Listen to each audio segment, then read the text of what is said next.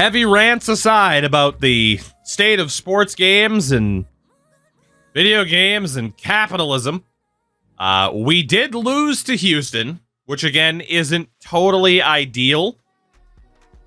Isn't totally ideal for us. Kenny Murray Jr. was the Conference Defensive Player of the Week, though. Not bad. Not bad, even though he's leaving. Hopefully that just helps him find a job somewhere else. So, but we are now pretty much free and clear to just get through this season, get to this draft, and do what we got to do. We will see how it goes. We'll see. We'll see. Had Ultimate Team never taken off, sports games would be in a better place. Oh, for sure. But that was going to happen regardless, right? Like, that was going to happen regardless. Meg, you're fine. AJ, you're fine. Everybody's fine. We're all big, happy, loving family here. Except not that loving, because that would be awkward. Peter Skoronsky gets an upgrade point. God. Ultimate Team's its own thing. Microtransactions are its own thing. Like, it was always going to happen. I mean, literally, like, it was 2006, 2007 that, what was it? It was Oblivion, wasn't it? It was Elder Scrolls Oblivion that sold Horse Armor DLC. And once they realized they could get away with that, oh, baby, the bloom was off the rose, and that was the time. That was the time. I mean, let's be honest, it's not just sports games that have been incredibly negatively impacted from DLC. It was WoW. I mean, there was Horse Armor, though, in Oblivion. And obviously, Oblivion was more console-based than WoW. I'm not saying, like, you didn't have microtransactions in any other form prior to that. But especially from, like, a console perspective, you know, Xbox Live and all that shit. That was around the time the bloom really started to pop off, and we weren't turning around at that point, you know? WoW is DLC. Hey, they're expansion packs, just like The Sims. How dare you? How dare you? But again, that was always going to happen, right? Like, that was a societal change. It was always going to, you know, heavily affect games. Remember when we said we were done with this conversation? Squishy, they did fix the contracts for the rosters. Obviously, they're a couple days out of date now, the last time I checked. I don't know if they have an update out with, like, the Matt Judon trade or anything like that at the moment. But, you know. Oh, we're... See, if we could have player renaming in this, which we could. We're not going to.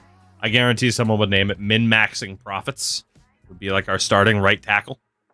So... I have no issues with microtransactions. I don't use them, so they don't bother me. Jake, that's fair. But at the same time, there should probably be a slight issue with them because depending on the game, which is most of them, you're getting a coasting element to the development of a game because they know, oh, we're going to be able to rely on microtransactions. You know? Like, that's the big issue, right? Is... a game like Madden, they're able to coast on a lot of elements about this game and be like, hey, have you checked out Ultimate Team yet? How about Ultimate Team? Ultimate Team? Like, that's such a big part of it, you know? Such a big part of it. But cosmetics are fine.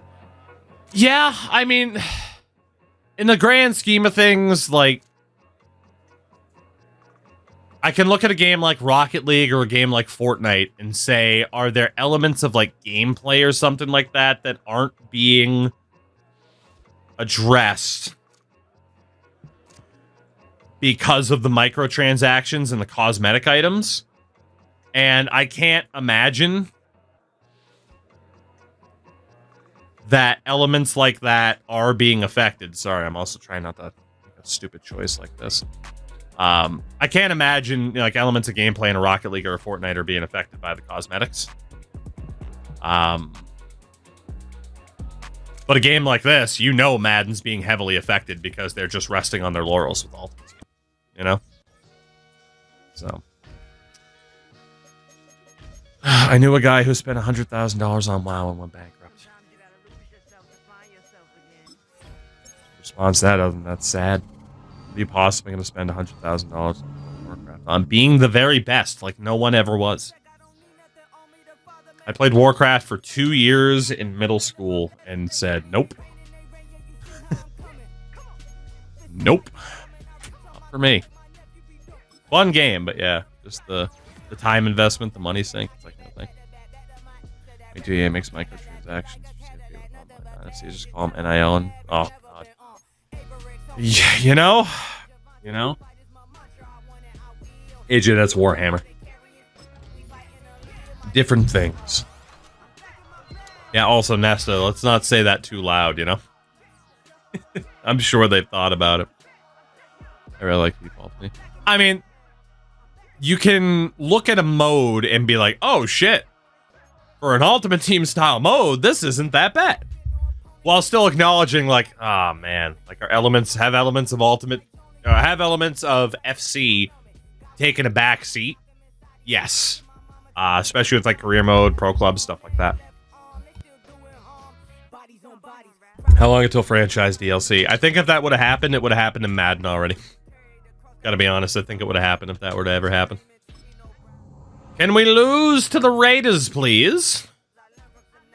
Shit.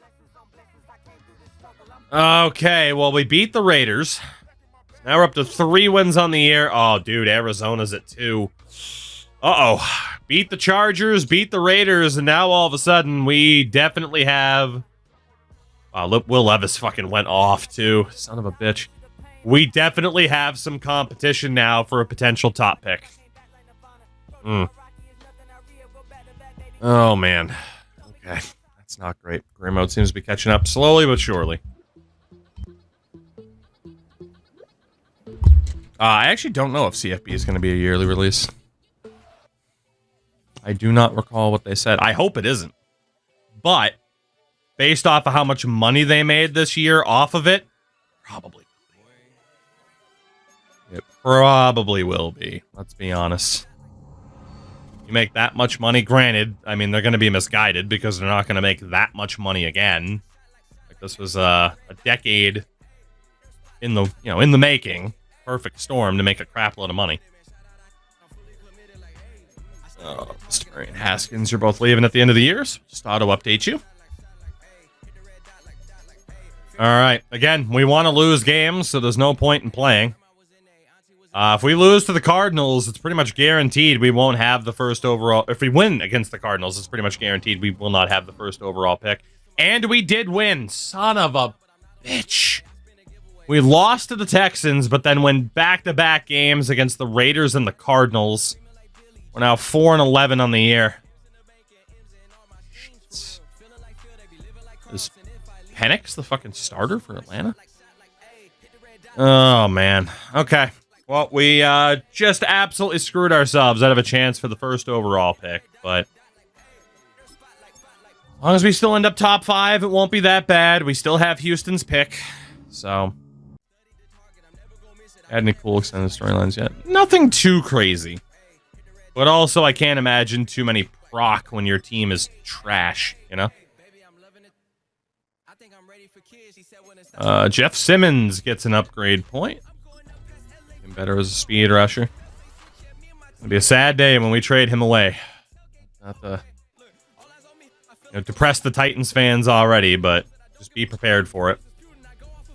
Jarvis Brownlee Jr. actually turning into a corner option. And final upgrade was Ronald Pearson. Just auto upgrade. He's a filler guy for this year. All right.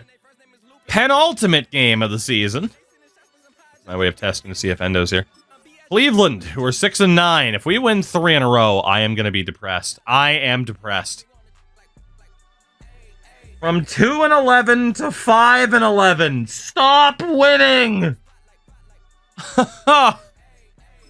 Oh, we are just screwing ourselves out of a good pick at the end of the year. 2 fumble recoveries for Koromoa. Oh my god. 3 games in a row the Titans have won. Right at the end of the year. Oh man. Well, I hope we still have a top 5 pick, but we might not anymore. We might not.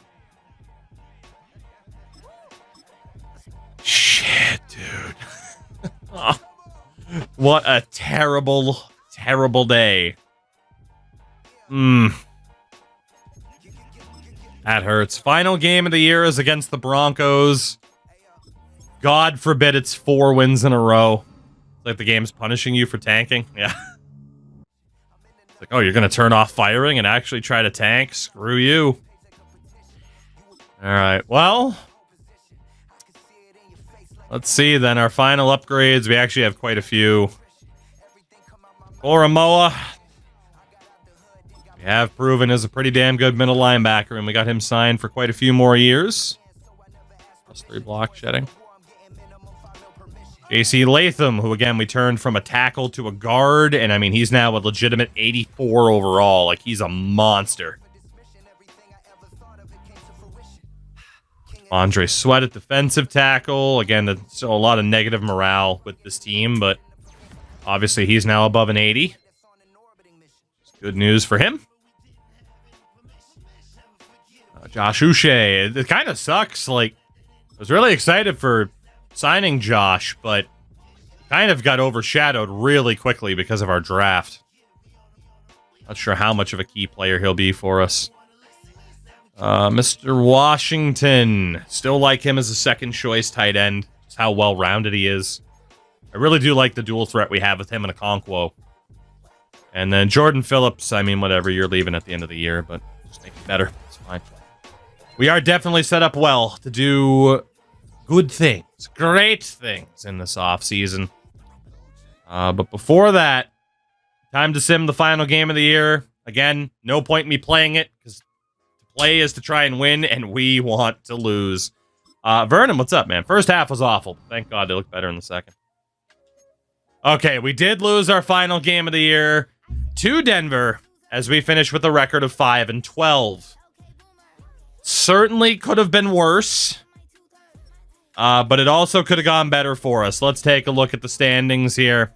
Chiefs finish with the top record at 15-2. AFC North, you have the Bengals and Ravens both make the playoffs. Steelers over 500. The Browns with just 6 wins. Finished 22nd in the league. AFC South, the Jags and Colts both make it. Yes! The Texans also finished at 5-12, and we have their first round pick this year and next.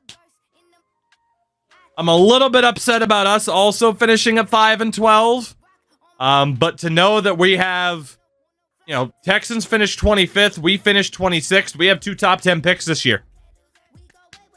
Awesome.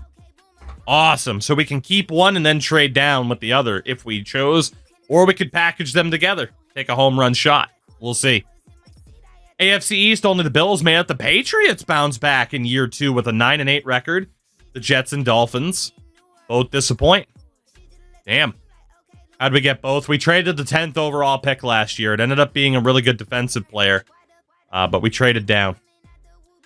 AFC West, Chiefs and Chargers both made it. Raiders and Broncos both pretty mid. The Raiders finished with the same 5-12 record that we did. NFC North, you had the Packers and the Vikings making the playoffs. Rough year for the Bears. They made the playoffs in Caleb Williams' rookie year, but no such luck this year. And in the South, the Falcons and Panthers both make it. Okay, we were never out-tanking New Orleans. We were never out-tanking the New Orleans Saints. Whew. Good Lord. Yikes, shout out to Fruck Awesome. What a name. Welcome in, Fruckster. Eagles, the only team to make it out of the NFC East. The Cowboys have missed the playoffs. Boy, when EA finds out that the Cowboys missed the playoffs, they're going to patch this game. Unbelievable. And Ozone with the follow as well. Welcome into you. This fucking grass. Welcome, welcome.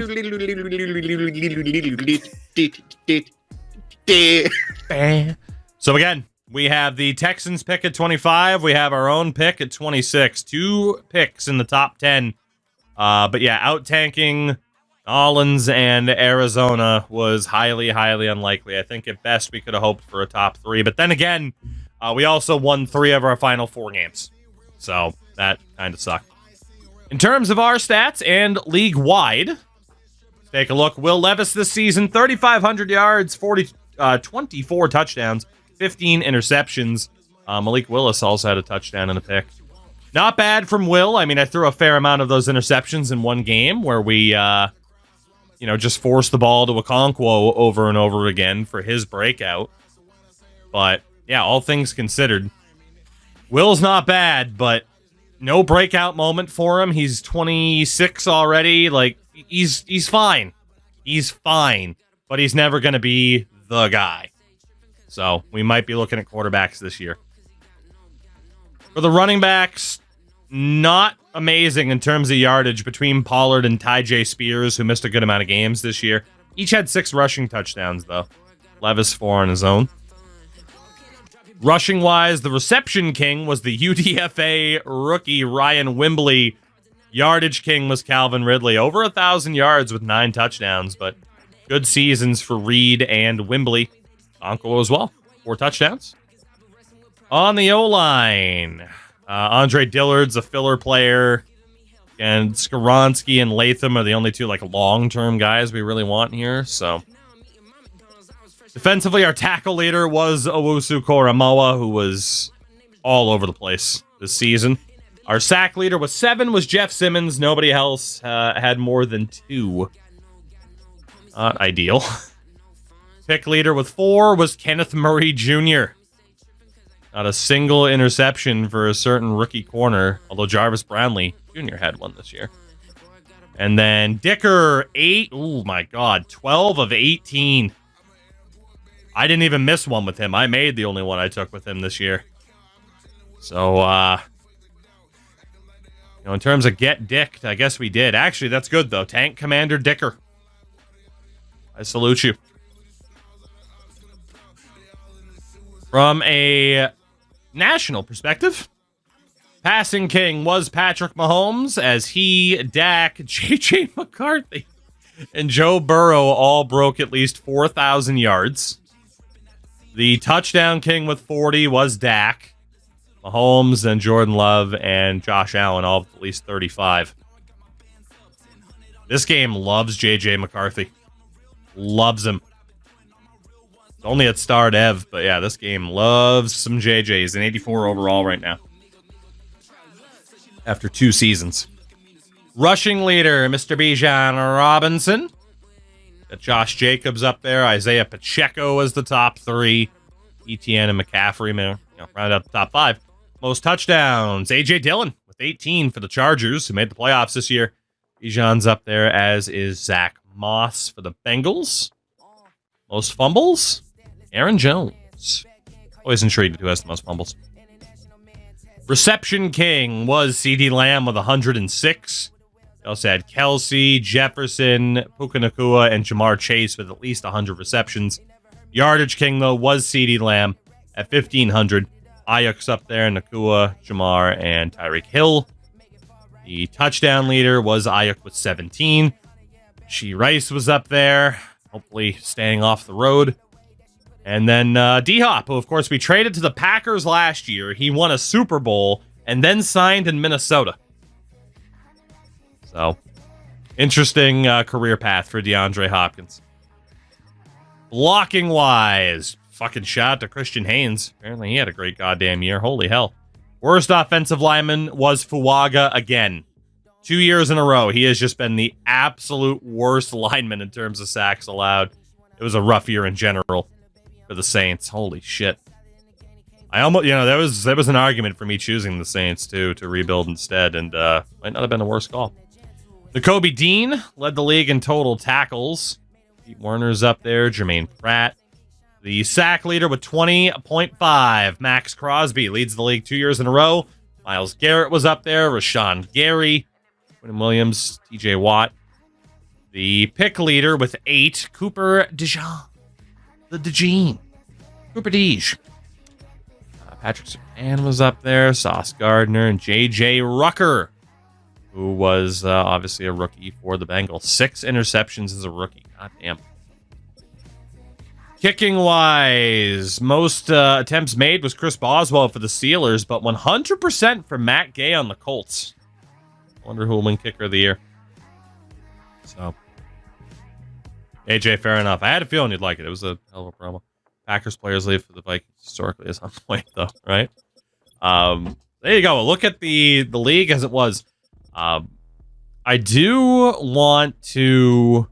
I don't want to look at all the rookies from last year, but Yeah, I mean, I'm intrigued at the certain overalls for the rookies, though, from this past draft class. At least the big names, right? And how they're currently doing 2 years into development. So let's start at quarterback, then. And if we look at the youngest guys in the league, I mean, obviously the generated dudes are there. But JJ is playing like an 86 right now due to morale. It's kind of nuts. There's a lot more generated dudes on rosters than I would have thought. Stroud's up to an 88. Caleb Williams at an 86. Technically an 88 with an X factor. I mean, Caleb Williams has skyrocketed to being one of the best players in the league. Got Anthony Richardson playing like an 84, obviously from last year's draft, IRL. Drake May is up to an 83.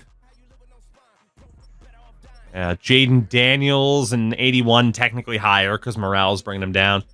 Bryce Young still hasn't naturally eclipsed an 80 overall. Bo Nix playing like a 71 due to morale. What do you mean Joe Milton hasn't turned into the best quarterback in the league? Penix playing like a 77. What do you mean Trey Lance isn't the best quarterback? How is Mr. Marvin Harrison Jr.? It's an 84 right now. A little bit higher due to morale. Superstar. That's not bad. What about Malik Neighbors? I mean, no disrespect to Joe Alt, but Neighbors down to an 81. He's also superstar. We can actually go look at Rome on the Bears as well. He's at least equipped an 80. Superstar. Okay, I mean, development-wise, they're kind of where you'd expect them to be. Brock Bowers looking like... Yeah, 83 plus, superstar. Okay, so these guys are kind of developing as you would expect, I would say. At least for the guys at the top end of the draft, right? So, I see Hutch. Imagine you're talking Lions. This is another Hutch I'm not aware of. And Aiden's a 90. Only a superstar at the moment.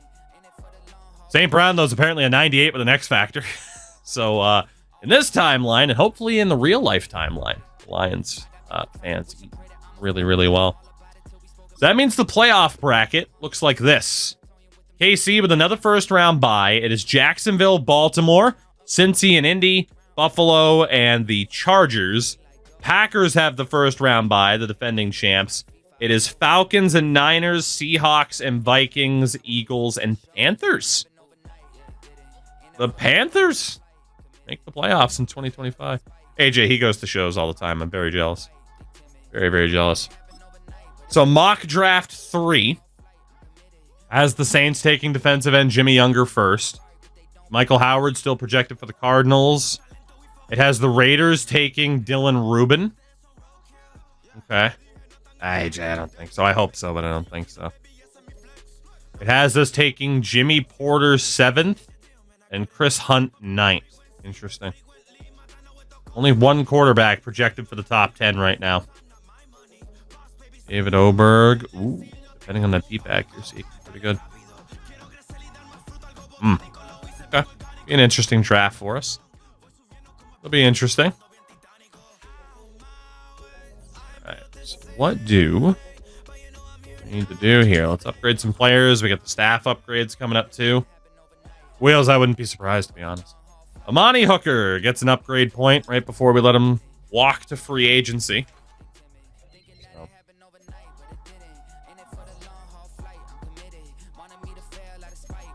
Upgrade that staff point here. Let's go for the XP boost to quarterbacks in case we draft one here. There we go.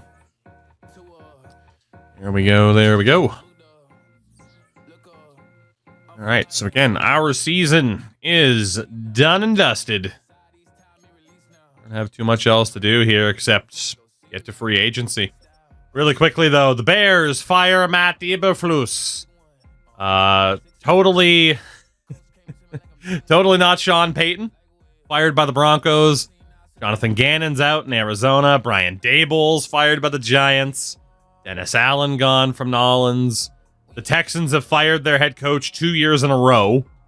And then the Raiders also fired Antonio Pierce. Hell of a lot of changes. Honestly, though, I don't think we're going to make a switch. I still kind of like my coordinators.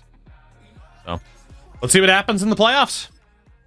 We weren't quite able to tank as well as we wanted to, but all things considered, I still think we're on a pretty good pace. And we'll see if trading a top 10 pick to end up with, what, 7-9 the following year is going to work out for us. So an updated look at the bracket. The Jaguars beat the Ravens, Colts over the Bengals, Chargers over the Bills, Chiefs beat the Colts, Jags beat the Chargers. So it's a Kansas City-Jacksonville AFC title game. On the other side, Falcons over the Niners, Vikings over the Seahawks, Panthers upset the Eagles, and then the Falcons, while the Vikings beat the Packers. Season 2, Minnesota, Carolina, NFC. What is this Final Four just 2 years into this? Holy hell. This game fucking loves JJ McCarthy. That's insane. There you go. I mean, Vikings fans, you got to wait that extra year. Minnesota is going to the Super Bowl to take on Jacksonville. Trevor Lawrence has arrived, apparently, as people thought he might in 2023. Wow. D-Hop going back to the championship game. Unbelievable. Unbelievable. Shout out to D-Hop, making it back to the Super Bowl in consecutive years. The best thing we ever did for that guy's career was trade him. If we have upgrade players after yearly awards, that's typically a good sign. Let's take a look. Your league MVP this year, Patrick Mahomes. Dude, Anthony Richardson finished 4th. Jesus Christ. Your coach of the year, Andy Reid, and his beautiful, beautiful mustache. Your AFC Offensive Player of the Year, Patrick Mahomes. Your Defensive Player of the Year, Max Crosby. Your Offensive Rookie of the Year, Ryan Wembley. The undrafted free agent, Ryan Wembley, wins Rookie of the Year. That's incredible. UDFA Rookie of the Year. Let's go. Let's fucking go. He looks 50 years old. He does. Defensive Rookie of the Year ends up being J.J. Rucker. As Kelly was up there, Gillislee was the highest rated player in the last draft. Eldon Brackens was the first overall pick. And of course, we got C.J. Turner in the 4th round. He ended up finishing top 10. Top quarterback, Patrick Mahomes. Top running back, Isaiah Pacheco. Best wideout, Rashee Rice. Alvin Ridley was 8th. He had a really good year. Best lineman, Trey Smith in Kansas City. Top defensive lineman, Max Crosby. Jeff Simmons finished 10th. Best linebacker, TJ Watt. Top DB, Sauce Gardner. And best kicker was Matt Gay. He deserved it. He was 100% this year. NFC Offensive Player of the Year, Brandon Ayuk. Almost 2nd. Not bad. Defensive Player of the Year, Rashawn Gary in Green Bay. Offensive Rookie, Carter Lamontagne. Carter. L.A. Montagne. Wow. Goddamn Green Bay, man. They knew how to build a freaking rookie offense, didn't they? Yeesh. Defensive Rookie of the Year was Dalvin Nix in Arizona, who was a top 5 selection this past year, if I'm not mistaken. Thank you, Crash. It was for you anyway. Top quarterback, Dak Prescott. Running back, Bijan Robinson. Wideout, Brandon Ayuk. Shout out to D-Hop. Top lineman, Christian Haynes in Seattle. Sean Gary for D-line. Matt Judon, top linebacker for the Bucs. So we only spent a year in Atlanta. Okay. Jared Verse already second in voting. God damn.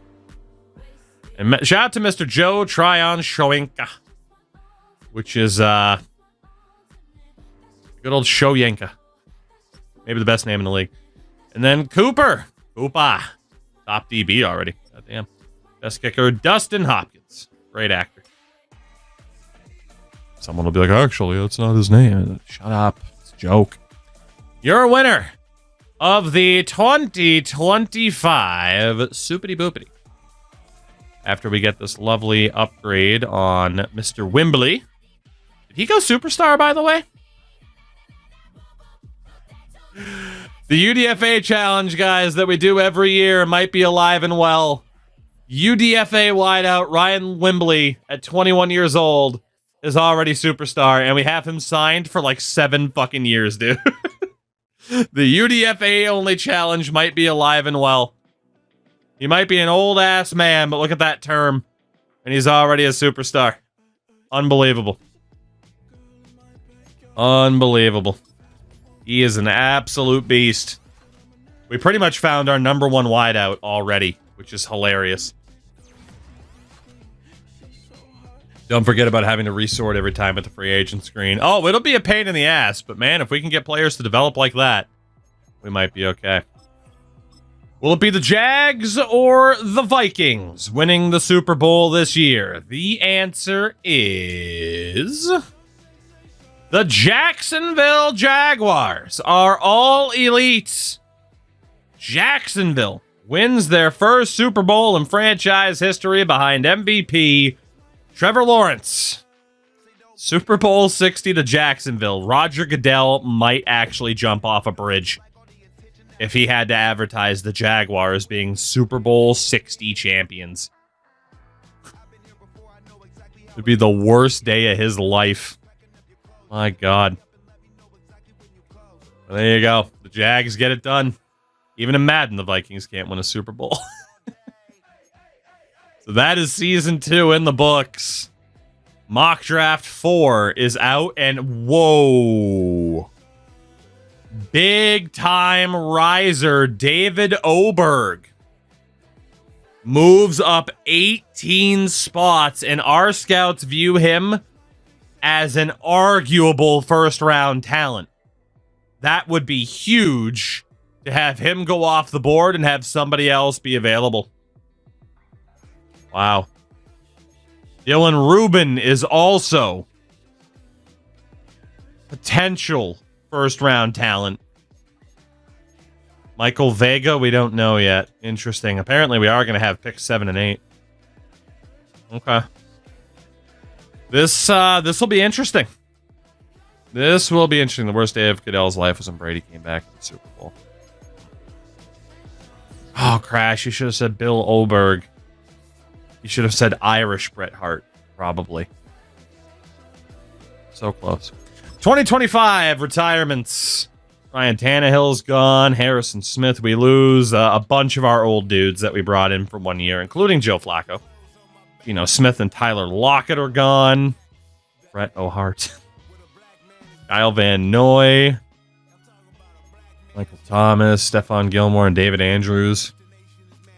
Aaron Rodgers is gone. Woo! Look out, podcast sphere. He's got a lot more free time on his hands. Fucking look out. Dr. Karen Rodgers is on the case. Coming soon to a podcast feed near you. Oh, let's see. Jordan Poyer's gone. Khalil Mack. Big losses for the Chargers. Russell Wilson went back to Denver. I didn't even notice. He went back to Denver and retired as a Bronco. Incredible. One last ride, Broncos country. One last ride. That's fucking hilarious. Oh, that's awesome.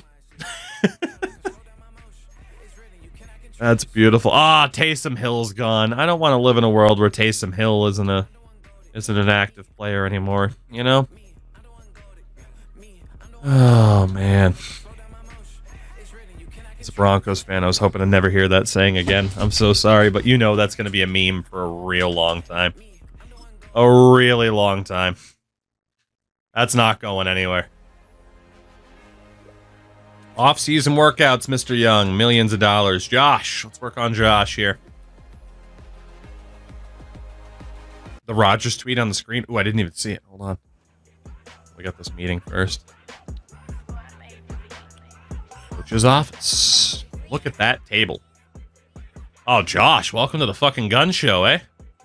Just letting them breathe. Pass rushing moves, getting off blocks, just getting better at being a defensive end. Good call. That's what you do need to work on. Perfect. Wilson in a Broncos jersey needs to be an emo. Oh, no, it doesn't. I'm not that mean. Not that mean. I'm going to miss my teammates and the fans. Thanks for supporting me. I'm going to miss getting into arguments with my teammates in training camp. Thanks for supporting me. God damn it. End of season press conference.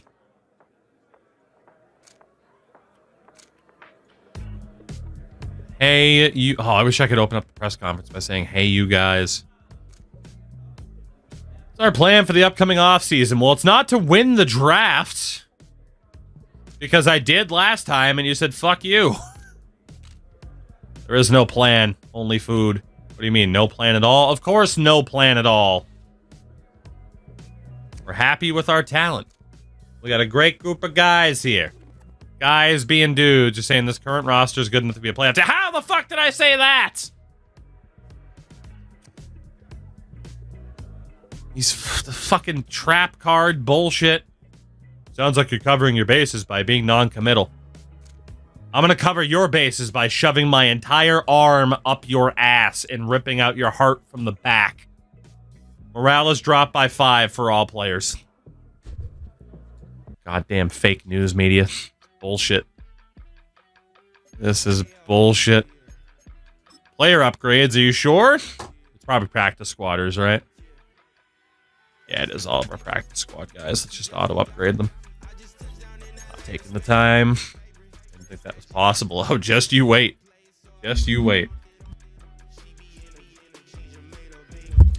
All right, well, we got nothing else to do for this week, then. Nothing else at all. Let's go to the re-sign phase. Apparently, Aaron Rodgers is immediately like, I'm going to fuck with this guy just because I can. I got fuck you money. I got nothing to do. Just fuck with this guy on the internet. God damn it. All right. Step number 1, accepting the option for Pete Skoronski and then hoping to re-sign him next year. He's going nowhere. Malik Willis, thank you for your service. You're out of here. Hassan Haskins, goodbye.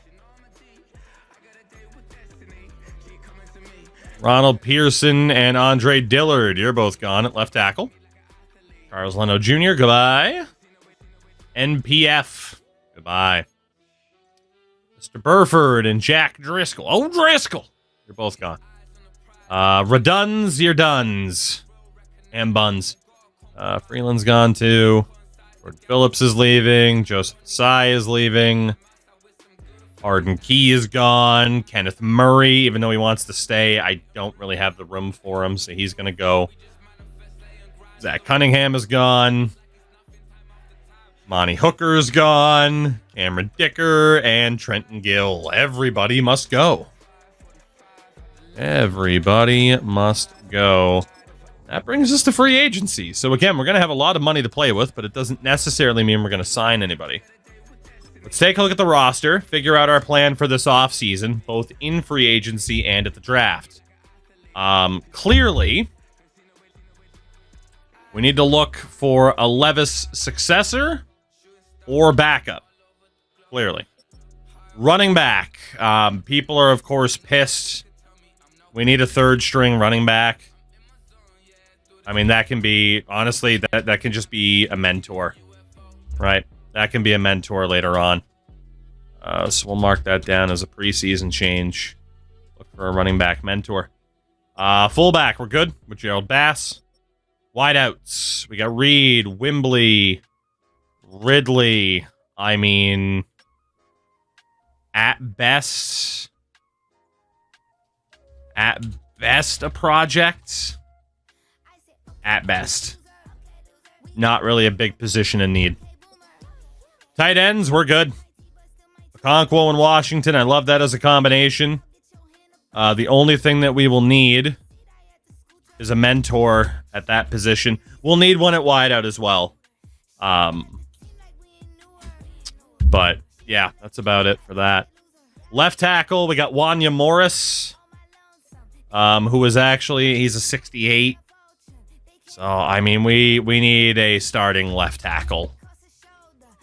We need a starter there, big time. And then probably a project or a mentor if it's not a younger player. Left guard, J.C. Latham. So we're good there. We will need a mentor in the preseason. Sorry to John Klein. You're probably not staying. At center, we got Skoronski and Cushenberry. That's fine by me. I probably will move Cushenberry or one of them to the right. Again, I just don't really want to invest in Cushenberry. I'd rather build up Pete. So, should be fine at center. Right guard. We need a starter there. Badly.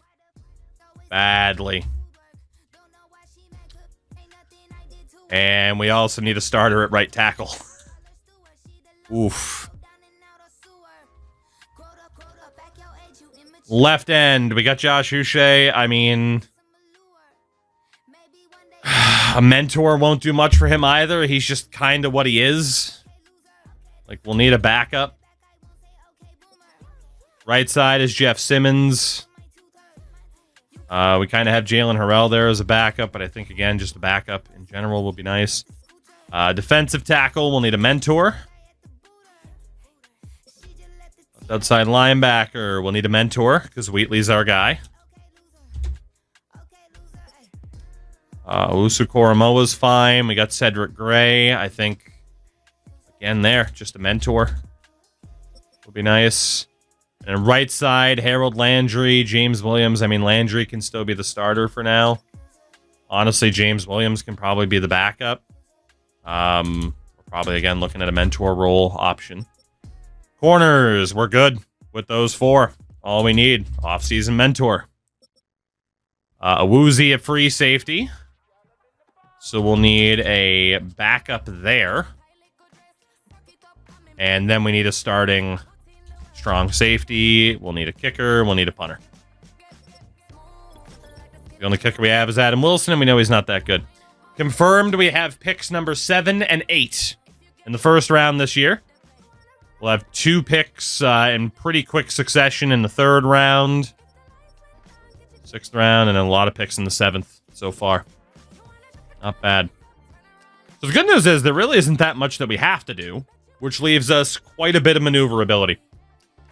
Brock Purdy has hit the open market.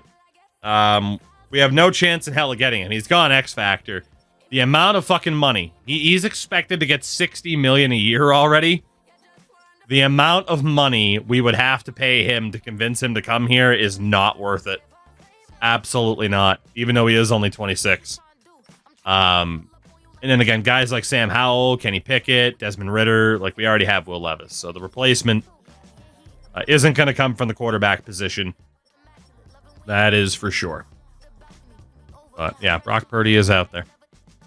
Running back, Allgeier, Gainwell, and Chuba Hubbard are the highest rated 3. That was Ritter's star dev. That's a good question. I didn't even notice that he was. 27, though. Might have earned it. I don't know. So yeah, running back wise, we obviously don't need anybody. But just to show everybody the big names that are out there. Even Keaton, like I'd be tempted by Keaton Mitchell if we didn't have Ty J. Top fullback, Patrick Ricard, still out there. Obviously, we do not need anybody. The legitimate hope for NHL 25 is to have the creative player headshots like Madden. I don't think that should be your only hope, but I understand that being a hope for sure. Even though a lot of the fucking player faces can look horrifying, like at least it's better than just a silhouette.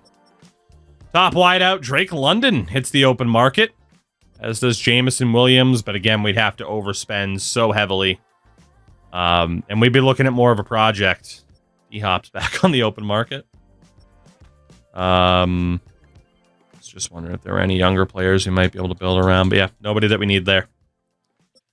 Tight ends, Noah Fant, Gerald Everett, Cade Otton. Nobody that we'd look for. Left tackle, which is a position of need. Mr. Ryman, Zach Tom, Wanu, the top options. We could go for someone like DJ Humphries, but I think I'd rather look to the draft. Like, as it is, like, he's not a very agile player. I want him to be more of an interior player in the first place.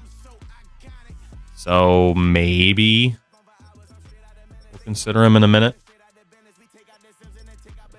No younger players with a dev pattern. There's Nico Tovar. We were looking at him last year. Draft. Top left guards, Suomalo, John Runyon. You got David Edwards. It's not the worst for a potential guard. Nobody younger to build around. Top center, Garrett Bradbury. Osich is there as well. Bradbury wouldn't be the worst. Yeah, no younger players with a dev pattern. Right guard, Brandon Scherf. Old Sheriff, but nothing crazy. No younger players either. And best right tackle, Taylor Moton, which, again, isn't exactly a big position of a player with a lot of interest at that position. So we need a left tackle, a right guard, and a right tackle. And a couple guys at a 74 with interest. Bradbury, decently interested. You could argue having him at guard or tackle would be decent. Also got Ryan Bates. Same thing, guard or tackle. The man was a fanboy. To IMG. Follow, by the way. Anyone named Bradbury is a god. The Australian would say that. That's right. That's right, god damn it. I know. I know about cricket. I know all about him. I don't know all about him, but, you know.